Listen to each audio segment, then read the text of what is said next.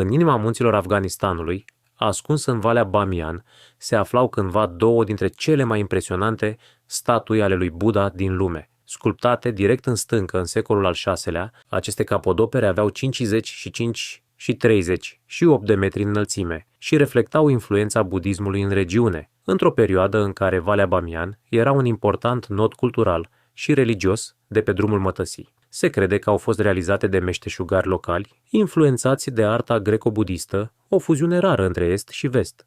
Detaliile sculpturale și tehnica folosită erau uluitoare pentru acea vreme. Timp de peste 1400 de ani, au rezistat trecerii timpului, vânturilor și războaielor, fiind admirate de călători și istorici de pretutindeni. Din păcate, în 2001, ele au fost distruse, iar golurile lăsate în munte sunt tot ce a mai rămas. Astăzi, ruinele lor ne amintesc de o epocă în care arta, credința și cultura se uneau în forme monumentale. Se mai poate reface vreodată ceea ce a fost pierdut? Tu ai auzit până acum de Buddha din Bamian? Scrie-ne în comentarii ce părere ai despre aceste uriașe opere de artă. Urmează-ne pentru mai multe povești fascinante din istorie.